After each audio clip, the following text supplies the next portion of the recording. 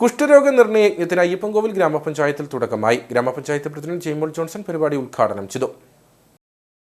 ആലടി PHCയുടെ നേതൃത്വത്തിലാണ് ഗ്രാമപഞ്ചായത്ത് പരിധിയിൽ കുഷ്ഠരോഗത്തിനെതിരെയുള്ള പ്രതിരോധ ക്യാമ്പും ഭവന സന്ദർശനവും നടത്തുന്നത്. ജനുവരി 30 മുതൽ ഫെബ്രുവരി 12 വരെയാണ് കുഷ്ഠരോഗ നിർണയ യജ്ഞം നടത്തുന്നത്.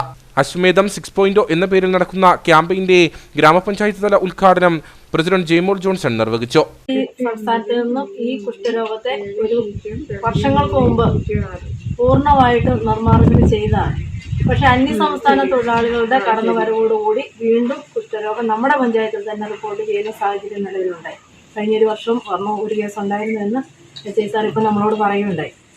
ഇത് തുടർന്ന് നമ്മുടെ ഇവിടെ എസ്റ്റേറ്റ് മേഖല അടക്കം ഏറ്റവും കൂടുതൽ വർക്ക് ചെയ്യുന്ന അന്യസംസ്ഥാന തൊഴിലാളികളാണ്. നമ്മുടെ ഇവിടെയുള്ളവർ വിദേശത്തോട്ട് കടന്നു പോകുമ്പോൾ അവിടെയുള്ളവർ നമ്മുടെ ഇവിടെ കൂടുതൽ തിങ്ങി പാർക്കുന്ന ഒരു സാഹചര്യമാണ്.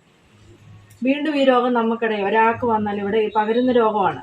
നമ്മുടെ വീട്ടിലാണേലും അല്ലെങ്കിൽ നമ്മൾ ഇടപെടുന്ന സമൂഹത്തിലാണേലും ഒരാൾക്ക് രോഗമുണ്ടായി എന്ന് നമ്മൾ അറിഞ്ഞു കഴിഞ്ഞാൽ ശരിക്കും നമുക്ക് അവരുമായിട്ട് ഇടപെടുന്നതിനൊരു ബുദ്ധിമുട്ടുണ്ടാകും. എത്ര സ്വന്തവും എന്തോ സ്നേഹമൊക്കെ ആണെന്ന് പറഞ്ഞാലും അതിനൊക്കെ ഒരു പരിധി ഉണ്ടാവും, നമുക്കൊരു മടിയാവും.